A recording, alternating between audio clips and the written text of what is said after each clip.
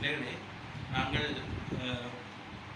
கடந்த வீடியோ கிளிப்பில் பங்கு சந்தை பற்றிய ஒரு விவரத்தை உங்களுக்கு நான் சொல்லியிருந்தேன். அதில் பூரண ஒரு விளக்கத்தை நான் ஒரு வீடியோ கிளிப்பில் உங்களுக்கு பதிவு செய்திருந்தேன். அந்த பங்கு சந்தை தொடர்பான விடயத்தை விளங்கி அதில் சம்பந்தப்பட்ட பயிற்சிகளை நீங்கள் செய்திருப்பீர்கள்.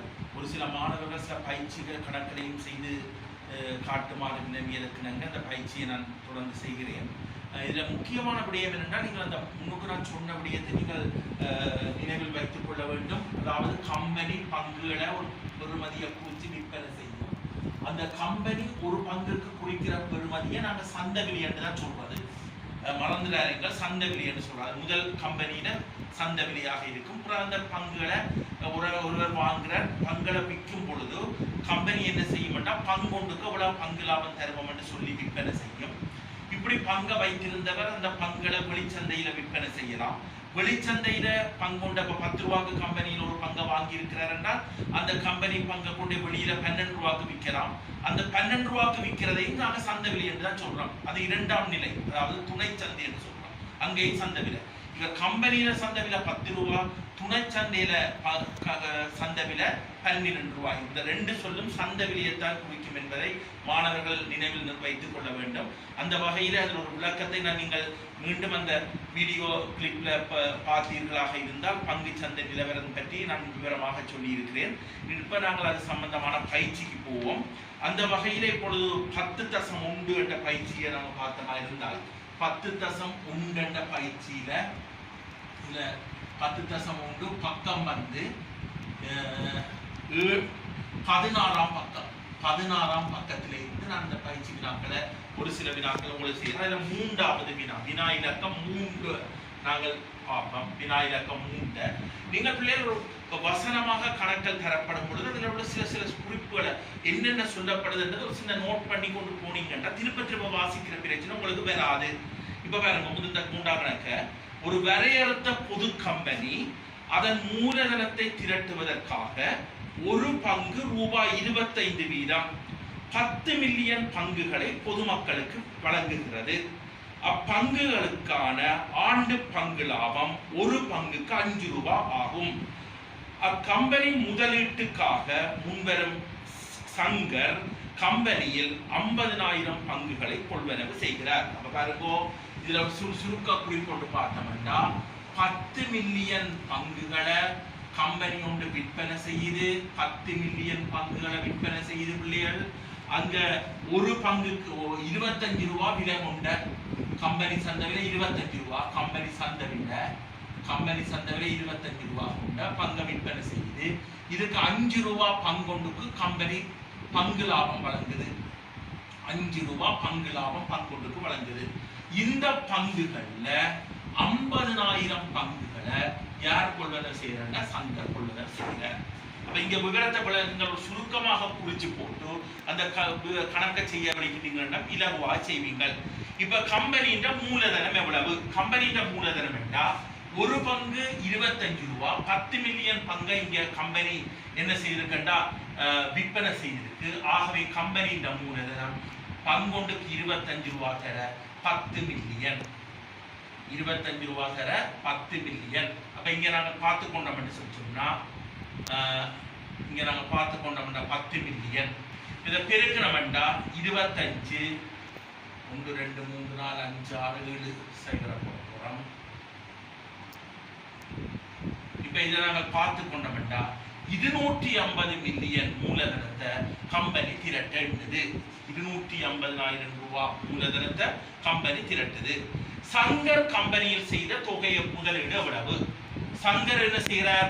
50,000 பங்கு வாங்குறார். கம்பெனியில பங்கொண்டு 25 ரூபாய், 50,000 பங்கு சங்கர் வாங்க போறார். அப்ப சங்கரின் மூலதனம் முதலீடு எவ்வளவா இருக்குமெண்டா 1,250,000 இருக்கும். 1,250,000 ரூபாய் சங்கர் இந்த கம்பெனியில முதலீடு செய்கிறார். பங்கு முதலீட்டில் இருந்து சங்கருக்கு ஆண்டுதோறும் கிடைக்கும் பங்கு லாபம் என்ன? கம்பெனி ஒரு பங்குக்கு பிள்ளைகள் பங்கு லாபமாக 5 ரூபாவை தீர்மானிச்சிருக்கு. சங்கர் 50,000 பங்குகளை வாங்குகிறார். அப்ப சங்கருக்கு கிடைக்கிற பங்கு லாபம் சங்கருக்கு கிடைக்கிற பங்கு லாபம் 250,000 25,000 ரூபாய். சாரி, இன்னொரு சைவர் போட வேண்டும். 250,000 ரூபாய் சங்கருக்கு கிடைக்கிற பங்கு லாபம் இந்த கம்பெனியில 250,000 ரூபாய். சங்கரின் ஆண்டு பங்கு லாபம் அவர்கிட்ட தொகையின் என்ன சதவீதம், அவர் எவ்வளவு தொகையை கம்பெனிக்கு முதலீட்டா கொண்டு வரா 1,250,000 ரூபாய் தொகையை கம்பெனிக்கு கொண்டு வர முதலீடாக. அதுல அவருக்கு கிடைக்கிற பங்கு லாபம் 250,000 ரூபாய். 250,000 பங்கு லாபம் கிடைக்கும். 100க்கு பார்க்கிறது தான் இந்த 100%. இப்ப இங்க 2 சைவரை இங்க வெட்டி விடுவோம் பிள்ளைகள், அடுத்த 2 சைவரை இங்க வெட்டுவோம் பிள்ளைகள். 125 சுருக்குனா 2 முறை 250. ஆகவே அவருக்கு கிடைக்கிற பங்கு லாப சதவீதம் 20%. அவருடைய பங்கு லாபத்தை முதலீட்டின் சதவீதமா சொன்னா 20%. அப்ப நீங்கள் ஒரு கணக்கு தரும் பொழுது அந்த கணக்கின் ஒரு டைட்டில் அந்த சுருக்கமாக அதை நீங்கள் குறிச்சு போட்டு என்ன வினா வினவப்படுதல் நீங்கள் செய்வீங்களாக இருந்தால் மிக இலகுவாக அந்த வினாவை நீங்கள் செய்து கொள்ளக்கூடியதாக இருக்கும். அடுத்ததாக இதுல 4வது வினாவை நான் பார்க்க கொண்டிருக்கிறேன். 4வது வினாவை நாங்கள் பார்த்தோமா இருந்த அந்த 10.1 பயிற்சியில பெரிய வினாவில் 4வது வினா 17ஆம் பக்கத்துல இருக்கு பிள்ளைகள். 17ஆம் பக்கத்துல இந்த 4ஆம் வினா இருக்கு. 4வது வினாவை பாருங்க. இப்ப டைட்டில போடுவோம் பாருங்க. ஆண்டு பங்கு லாபம் ஒரு பங்குக்கு 3 ரூபாய். ஒரு பங்குக்கு 3 ரூபாய். ஒரு குறித்த எண்ணிக்கையான பங்குகளை ஒரு பங்கு 20 ரூபாய் படி, 20 ரூபாய் கம்பெனியில சந்தை விலை 20 ரூபாய் படி சந்தானம் கொள்வனவு செய்தார். அந்த முதலீட்டில் இருந்து ஆண்டின் இறுதியில ரூபாய் 12,000 வருமானமா பெற 12,000 ரூபாய் வருமானம் குறிப்பிட்ட பங்களை கொள்வனவு செய்ததால 12,000 ரூபாய் வருமானம் பெற்றிருக்கிறார். அப்ப பாருங்க, இதுல திருப்பி வாசிக்க தேவையில்லை. பங்கு லாபம் ஒரு பங்குக்கு 3 ரூபாய் பங்கு லாபம், கம்பெனியில 20 ரூபாய் பெறுமதியான பங்கு. அந்த பங்கை ஒருவர் சந்தானம் என்பவர் கொள்வனவு செய்ததால அவருக்கு 12,000 ரூபாய் பங்கு லாபம் கிடைத்திருக்கு. இங்க பாருங்கள் பிள்ளைகள், இப்ப இந்த டைட்டில விளங்கி கொண்டா முதலாவது கேள்வி, கம்பெனியில் சந்தானம் வைத்திருந்த பங்குகளின் எண்ணிக்கை. ஒரு பங்குக்கு பிள்ளைகள் 3 ரூபாய் பங்கு லாபம் கம்பெனி கொடுத்திருக்கு. இவருக்கு 12,000 ரூபாய் பங்கு லாபம் கிடைச்சிருக்கு என்றால் அவர் எவ்வளவு பங்கை வைத்திருந்திருக்கலாம் என்றால் 3ஆக பிரிக்க 4,000 பங்கு இந்த கம்பெனியில வைத்திருக்கிறார். 4,000 பங்குகளை இவர் இந்த கம்பெனியில் வைத்திருக்கிறார். 2வது வினாவுக்கு பார்த்தீங்களா இருந்தால் 2வது வினா, பங்குகளை கொள்வனவு செய்வதற்கு சந்தானம் முதலீடு செய்த தொகை.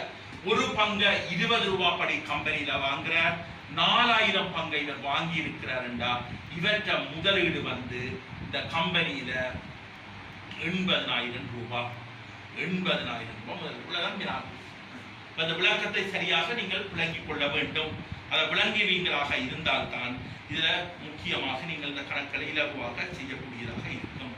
அப்ப பாருங்க, அப்ப இந்த வினாக்களை நீங்கள் தொடர்ச்சியாக அதுல ஓரிரு வினாக்கள் இருக்கு, அதை நீங்கள் செய்ய வேண்டும்.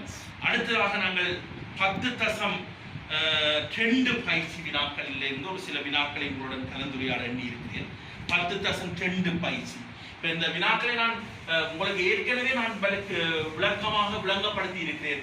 இந்த பங்கு சந்தை பற்றி நீங்கள் செய்ய வேண்டும். நீங்கள் சரி பார்த்துக் கொள்வதற்கும் இதே மாதிரி வினாக்களை செய்வதற்குமாகத்தான் இந்த பயிற்சியை நான் தொடர்ந்து உங்களுடன் கலந்துரையாடி கொண்டிருக்கிறேன் என்பதை நீங்கள் நினைவில் வைத்துக் கொள்ள வேண்டும்.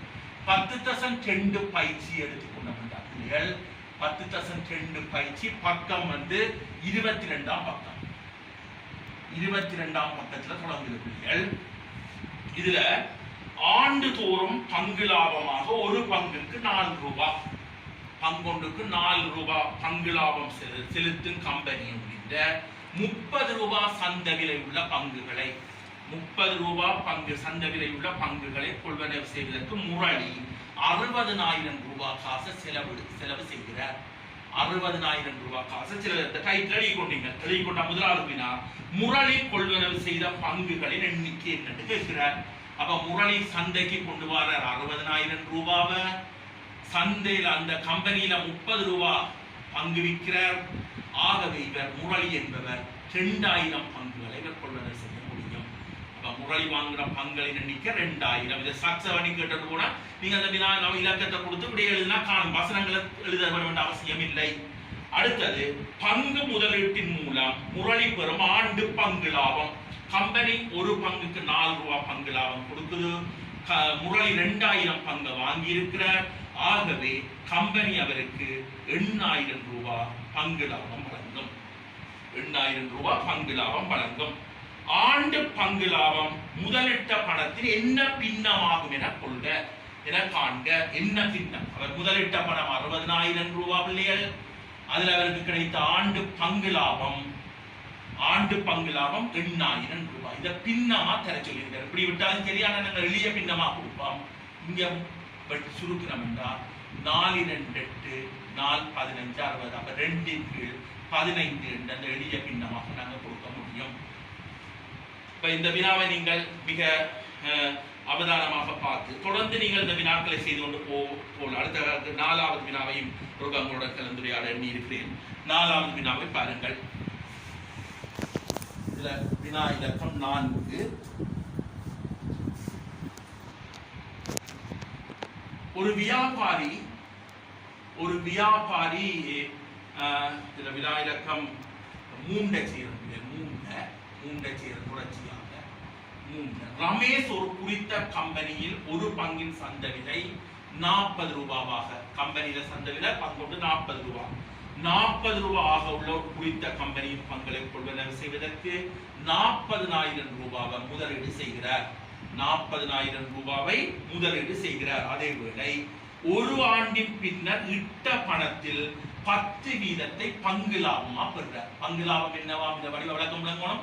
இந்த போட்ட தொகையில 10 வீதம். அப்ப அதை நாங்கள் கண்டுபிடிக்கலாம். 100க்கு 10 வீதம் பெறுவார். அவை 40,000 அவர் எவ்வளவு பங்கு லாபமா பெறுவார்? 4,000 ரூபாய். 4,000 ரூபாய்க்கு பங்கு லாபம். பங்கு லாபத்தை நாங்கள் இதிலேயே கண்டுபிடிச்சு கொள்ள முடியும். 4,000 ரூபாவை பங்கு லாபம் பெறுவார். அப்ப வருமானத்தை பெற்ற பின்னர் ஒவ்வொரு பங்கையும் 50 ரூபாய் படி கொண்டு விற்கிறார். இந்த வருமானம் எல்லாம் பெற்றுட்டு என்ன செய்யற பங்கை ஒன்றையும் 50 ரூபாய் படி வெளியில கொண்டு விற்கிறார். இதான் சொல்றது துணை சந்தையில விற்கிறார். அதுவும் ஒரு சந்தை விலை தான். கம்பெனியில சந்தை விலை 40 ரூபாய், வெளியில கொண்டு விற்கிறார் 50 ரூபாவுக்கு. சரியா? இப்ப இந்த செயற்பாடுகள் 1வது வினா, வியாபாரி கம்பெனியில் இருந்து பெற்ற பங்கு லாபம், ஆண்டு பங்கு லாபம். ஆண்டு பங்கு லாபம் என்னன்னு சொன்னா பிள்ளைகள் வடிவா அவதானிக்க வேண்டும். 1வது வினா ஆண்டு பங்கு லாபம். அதுல செய்ததான் அவர் விட்ட பணத்தின் 10 வீதத்தை பங்கு லாபமா பெறாருன்னா 40,000 ரூபாய் விட்டு இருக்கிறார். அதுல 10 வீதம் 4,000 ரூபாய் அவர் பங்கு லாபமா பெறார். 4,000 ரூபாய் பங்கு லாபமா பெறார். பங்கு லாபத்தை கண்டாச்சு. 2வது வினா பிள்ளைகள், கம்பெனி ஒரு பங்குக்காக ஆண்டுதோறும் செலுத்திய பங்கு லாபம் என்ன? ஒரு பங்குக்கு எவ்வளவு பங்கு லாபம் செலுத்தி இவர் எத்தனை பங்குகளை வாங்குவார்டா? இவர் வாங்குற பங்குகளின் எண்ணிக்கையை பார்க்க முடியும். பங்குகளின் எண்ணிக்கை. இவர் இந்த கம்பெனிக்கு 40,000 ரூபாய் கொண்டு வர 40 ரூபாய் கம்பெனி ஒரு பங்கை வித்திருக்கு. ஆகவே இவர் 1000 பங்குகளை வாங்குவார். அப்ப 1000 பங்களுக்கு 4,000 ரூபாய் பங்கு லாபம் கிடைக்கின்றா. பங்கொண்டின் பங்கு லாபம், பங்கு ஒன்றின் பங்கு லாபம், பங்கொன்றின் பங்கு லாபம் என்று பார்ப்போம். அப்போ 1000 பங்குக்கு தான் பங்கு லாபம் எவ்வளவு என்று சொன்னா பிள்ளைகள் 4,000 ரூபாய். 1000 பங்குக்கு 4,000 ரூபாய்டா. ஒரு பங்குக்கு அவருக்கு 4 ரூபாய் பங்கு லாபம் கிடைக்குது. ஒரு பங்குக்கு 4 ரூபாய் பங்கு லாபம் கிடைக்குது. அடுத்தது, வியாபாரி பங்குகளை விற்பதன் மூலம் பெற்ற பணம். இவர் எத்தனை பங்கு வச்சிருக்கிறார்? 1000 பங்கு. ஒரு பங்கு சந்தை வெளியில என்ன வளர்த்து விற்கிறார்? 50 ரூபாய்க்கு விற்கிறார். ஆகவே இவர் ஒரு பங்கு 50 ரூபாய் படி 1000 பங்கு விற்று இவர் பெற்ற பணம் எவ்வளவா இருக்கும் என்றால் 50,000 ரூபாவை பங்களை விற்கிறார். இவருக்கு கிடைக்கிற மொத்த காசாய் 50,000 ரூபாவை இவர் பெறுகிறார். வியாபாரிக்கு கிடைக்கும் மூலதன லாபம். பாருங்க பிள்ளைகள், கம்பெனியில இவர் 40,000 ரூபாய் தான் முதலீடு செய்திருக்கிறார். வெளியில இங்க பங்குகளை இவர் 50,000 ரூபாய்க்கு வித்திருக்கிறார்டா. மேலதிகமாக இவருக்கு 10,000 ரூபாய் கிடைக்கிறது. அதை சொல்லுவோம் மூலதன லாபம். அதை நாங்கள் மூலதன லாபம் என்று சொல்லுவோம். 10,000 ரூபாய் இவருக்கு வெளியில கூடுதலாக கிடைத்திருக்கு. இதுதான் மூலதன லாபம். வியாபாரியின் மூலதன லாபத்தை முதலிட்ட பணத்தின் சதவீதமா திரட்டுமாங்க. வியாபாரியின் மூலதன லாபம் எவ்வளவு? மூலதன லாபம் 10,000 ரூபாய். எவ்வளவு முதலீடு செய்கிறார்? 40,000 ரூபாய். அப்ப 40,000 ரூபாவை முதலீடு செய்ததால இவருக்கு 10,000 ரூபாய் மூலதன லாபம் கிடைச்சிருக்கு. 100க்கு பார்த்தது 100 வீதம். 100 வீதமா தருது. இங்க 2 சைவரை வெட்டுவோம் பிள்ளைகள். 2 சைவர் 25%. 25% இவர் மூலதன லாபம் அப்படின்ட்டு. இப்படியான வினாக்கள் பரீட்சை சார்ந்த வினாக்களாக இருக்கும். இதில் நீங்கள் நன்கு விளக்கம் கொள்ள வேண்டும் என்ற விடயத்தை நீங்கள் விளங்குங்கள். நீங்கள் பின்னுக்கு போக சில வினாக்களை நான் உங்களோட கலந்துரையாடலை நடத்த விடயம் என்றால், சில வினாக்களை நீங்க செய்யும் பொழுது அச்சர கணித எழுத்துக்களை பயன்படுத்தி செய்ய வேண்டி வரும். அப்படியான வினாக்கள் வருவது குறைவு என்றாலும் நீங்கள் அதுக்கு நீங்கள் தயாராக இருக்க வேண்டும். அந்த வகையில் நாங்கள் அச்சர கணிதத்தை பயன்படுத்துகிற மாதிரியான ஒரு சில வினாக்களை நாங்கள் உங்களோட கலந்துரையாட வேண்டியிருக்கிறோம். சில இடங்கள்ல பிள்ளைகள் நாங்கள் இந்த சில வினாக்களை அச்சர கணிதங்களை பாவிச்சும் இலகுவான முறையில செய்யலாம். ஆனா படிமுறைகளை நீங்க ஒழுங்கா எழுதணும் அச்சர கணிதத்தை பாவிப்பதா இருந்தாலும். இந்த வகையில 10+2 பயிற்சியில 6வது வினாவை நாங்கள் பார்த்தோமா இருந்தால், இந்த 6வது வினாவை நாங்கள் அச்சர கணித எழுத்துக்களை பாவிச்சு இலகுவா செய்யலாம். இப்ப பாருங்க, 24 ரூபாய் விலையுள்ள கம்பெனி விலையுள்ள பங்குகளை ஒருவர் கொள்வனவு செய்து வருமானத்தை பெற்ற பின்னர் அந்த பங்குகளை சந்தையில கொண்டு போய் என்ன செய்கிறார் என்றால் 30 ரூபாய் படி விற்பனை செய்கிறார். வடிவாக கவனிக்க வேணும். விற்பதன் மூலம் பெரும் மூலதன லாபம், இதுல ஒரு மூலதன லாபம் கிடைக்குது. அவர் முதலிட்ட பணத்தின் சதவீதமாக காட்டுமா? தரவுதான் பிள்ளைகள். கம்பெனியில 24 ரூபாய் விலையுள்ள பங்குகளை ஒருவர் கொள்வனவு செய்து வைத்திருந்துட்டு அவர் என்ன செய்யறார், அதுல வருமானத்தை பெற்ற அந்த பங்குகளை 30 ரூபாய்க்கு கொண்டே வெளியில விற்கிறார். அப்ப இதுல இவருக்கு கிடைத்த மூலதன லாபம் அவர்கிட்ட முதலீட்டின் சதவீதமா திரட்டுமா? உங்களுக்கு தெரியும், ஒரு பங்குன்ற மூலதன லாபம் 6 ரூபாய். 24 ரூபாய்க்கு கம்பெனியில வாங்கி இருக்கிறார், 30 ரூபாய்க்கு சந்தையில கொண்டு வித்திருக்கிறார். அப்ப ஒரு பங்குன்ற மூலதன லாபம் 6 ரூபாய். அப்ப இங்க மொத்தமா எத்தனை பங்குகளை வைத்திருந்தவர் என்று கண்டுபிடிக்கிறதுக்காக நாங்கள் இங்கே இவர் முதலிட்ட தொகையை காண வேண்டும். பங்குகளில் இவர் முதலீடு, பங்குகளில் முதலிட்ட தொகை, முதலீடு எவ்வளவு முதலீடு வேற எக்ஸ் என்று நாங்கள் எடுத்துக்கொள்வோம். எக்ஸ் ரூபாவா முதலீடு வேற எடுத்துக்கொள்வோம். அப்ப இவர் கம்பெனியில் எத்தனை பங்குகளை வாங்குவார்? பங்குகளின் எண்ணிக்கையை பார்ப்போம். பங்களின் எண்ணிக்கையை பார்த்தோம்னா எக்ஸ் ரூபாவை முதலீடா கொண்டு போற கம்பெனியில 24 ரூபாய் பங்கு, எக்ஸின் 24 பங்குகளை இவர் வாங்குவார். அப்ப இவர் வடிவா கவனிக்கணும் எக்ஸின் 24. இப்ப மூலதன லாபம் பங்கொண்டுகவர் பங்குகளின் மூலதன லாபம், பங்குகளின் மூலதன லாபம், மூலதன லாபம், மூலதன லாபம் அப்படின்னு சொன்னா ஒரு பங்குக்கு 6 ரூபாய் மூலதன லாபம். அப்ப இவர் மொத்தமா வச்சிருக்கிற பங்களின் எண்ணிக்கை எக்ஸின் 24. சரியா? எக்ஸின் 24 பங்களை வச்சிருக்கிறார். 24 6 ரூபாய் 30 ரூபாய்க்கு வித்திருக்கிறார். அப்ப 6 4 24 எக்ஸின் 4ஆக இருக்கு. எக்ஸின் 4 தான் இவர் பெற்ற மூலதன லாபம். இந்த மூலதன லாபம் அவர்கிட்ட முதலீட்டின் சதவீதமா திரட்டுமா? அப்ப மூலதன லாபம் முதலீட்டின் சதவீதமாக. இப்ப பாருங்க, எக்ஸ் ரூபாய் தான் முதலிட்ட தொகை எடுத்து நாங்கள் எக்ஸ் ரூபாவை முதலிட்டதால அவருக்கு கிடைத்த மூலதன லாபம் எக்ஸின் 4 ரூபாய். ஆகவே 100க்கு பார்க்கிறது 100 வீதம். உங்களுக்கு சதவீதம் என்னன்னு கேள்வி கேட்கிறார். அப்ப 25% அவர் பெறுகிறார். 25% அவர் முதலிட்ட தொகையின் சதவீதமா காட்டினார். அப்ப இங்க நாங்கள் அச்சர கணித எழுத்துக்களை பயன்படுத்துவது ஊடாக மிக இலகுவான முறையில் இந்த வினாவை நீங்கள் செய்து கொள்ள முடியும். இப்ப இன்னொரு இதுவும் அச்சர கணிதத்தை நாங்கள் பயன்படுத்துறத நான் உங்களுக்கு செய்து காட்டலாம் என்று இருக்கிறேன். அந்த வகையில பாருங்கள் பிள்ளைகள், 7வது வினாவை இதில் நாங்கள் பார்ப்போம். 7வது வினாவை நாங்கள் பார்ப்போம். 7வது வினாவை நாங்கள் பார்த்தோம்னா முதலாவது பிள்ளைகள், ஒரு பங்குக்கு 6 ரூபாய் பங்கு லாபமாக 6 ரூபாய் செலுத்துற ஒரு கம்பெனி, 6 ரூபாய் பங்கு லாபம் செலுத்துற கம்பெனி ஒன்றின் 40 ரூபாய் சந்தை விலை உள்ள பங்குகள்ல 1000 பங்குகளை ஒரு ஆள் வைத்திருக்கிறார். 1000 பங்குகளை உடைய ஒரு முதலீட்டாளர் அப்பங்குகளை ஒரு வருட பங்கு லாபத்தை பெற்ற பின்னர் அவற்றின் சந்தை விலை அதிகரித்த ஒரு சந்தர்ப்பத்தில் இந்த பங்கை விற்கிறார். சந்தை விலை அதிகரித்த சந்தர்ப்பத்தில் இந்த பங்கை விற்கிறார். பங்குகளை விற்பதன் மூலம் பங்கு லாபமாக இவருக்கு கிடைக்கிற தொகை, பங்கு லாபமாக பெற்ற முழு வருமானம், பங்குகளை விற்பதன் மூலமும் பங்கு லாப வருமானத்தின் மூலமும் பெற்ற மொத்த தொகை 71,000. இந்த வழியில் கவனமாக இருக்கணும். பங்குகளில் கிடைத்த பங்கு லாபமும் இவர் பங்குகளை விற்றதால கிடைத்த மொத்த லாபமும் சேர்த்து 71,000 ரூபாய். 71,000 ரூபாய். பங்குகள் மூலதனத்திலிருந்து ஒரு ஆண்டில் கிடைத்த பங்கு லாபம் உங்களுக்கு கண்டுபிடிக்க முடியும். ஏன் ஒரு பங்குக்கு 6 ரூபாய் பங்கு லாபம். இங்கே இவர் 1000 பங்குகளை வாங்குறார். ஆகவே இவருக்கு 6,000 ரூபாய் பங்கு லாபம். இந்த 6,000 இதுக்கு இருக்கு. அவருக்கு கிடைத்த மொத்த லாபம் தான் தந்திருக்கிற 71,000. அடுத்த கடியை கேட்கிறார் பாருங்க. அடுத்த வினாவை கேட்கிறார். அவர் ஒரு பங்கை என்ன விலைக்கு விற்றார்? அவர் பாருங்க பிள்ளைகள் வடிவாக்க 1000 பங்கு வச்சிருக்கார். மொத்தமா இதுக்குள்ள என்ன இருக்கு? பங்கு லாபமும் பங்குகளை விற்ற காசும் சேர்ந்துதான் இதுக்கு இருக்கு.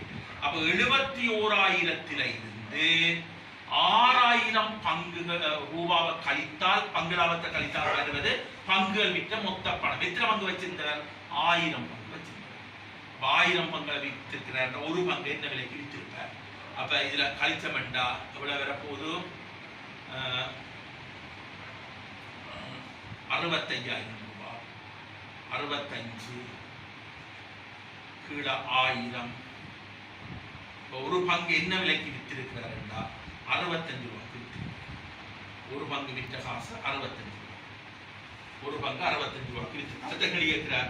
அவர் பெற்ற மூலதன லாபம் எவ்வளவு? மூலதன லாபம் ஒரு பங்குக்கு 40 ரூபாய் பெறுமதியான பங்கு 65 ரூபாய்க்கு விற்றிருக்கிறார். அப்ப ஒரு பங்கின் மூலதன லாபம் 25 ரூபாய். இவர் எத்தனை பங்கு வச்சிருந்தவர்? 1000 பங்கு. அப்ப மூலதன லாபம் எவ்வளவு? 25,000 ரூபாய். இது இலகுவான நேரடியாக நீங்கள் காணலாம். இந்த கணக்கை நீங்கள் விளங்கிக் கொள்வதா மிக முக்கியமானது. 6 ரூபாய் பங்கு லாபம், பங்கொண்டுக்கு 6 ரூபாய் பங்கு லாபம், 40 ரூபாய் கம்பெனி சந்தை விலை உள்ள பங்குகளில் 1000 பங்குகளை வைத்திருக்கிறார்கள். வருமானத்தை பெற்று ஒரு குறிப்பிட்ட சந்தை விலை உயர்கிற பங்குகளை விற்கிற அந்த பங்குகளை விற்பதாலையும் இதற்கு கிடைத்த இந்த கம்பெனியில் கிடைத்த வருமானம் சேர்ந்த 71,000.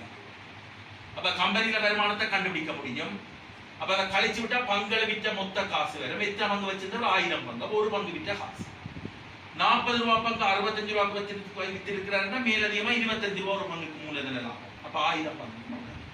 இதை இலகுவாக நீங்க விளங்கிக் கொள்ள வேண்டும் என்ற விடயத்துடன் இறுதியாக நான் இன்னொரு வினாவை செய்து இதன் 8வது வினாவையும் நான் இதில் பார்த்துக் கொள்ளுங்கள். 8வது வினா. 8வது வினா.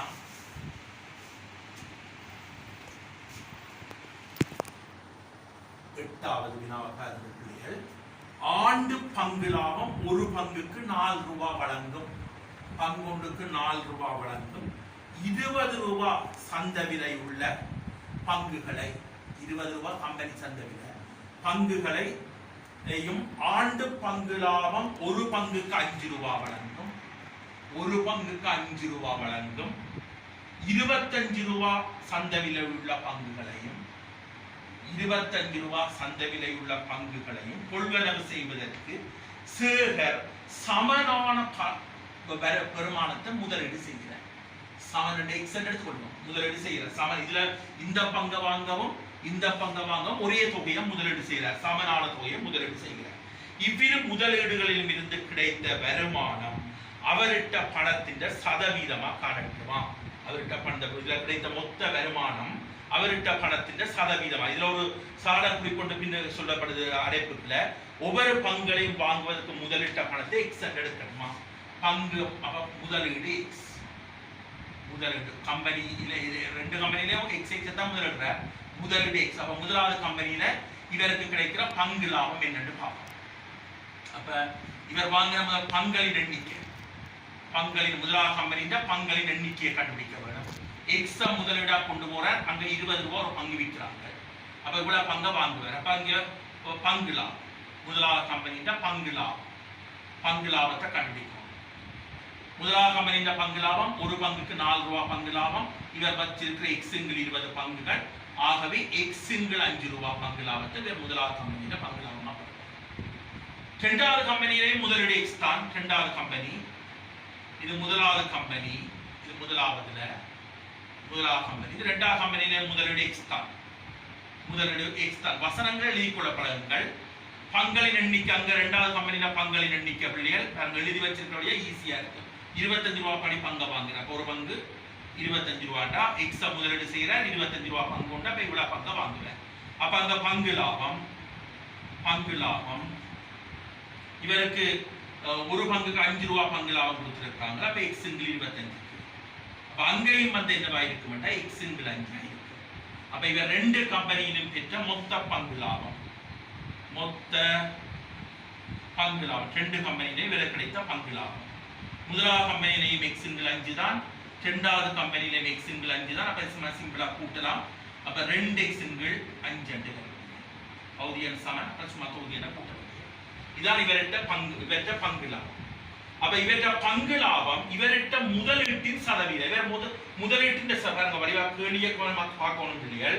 இவ்விரு முதலீடுகளில் கிடைத்த வருமானத்தை அவர்கிட்ட பணத்தின் சதவீதமா காட்டணுமா. அப்ப மொத்த பங்கு லாபம்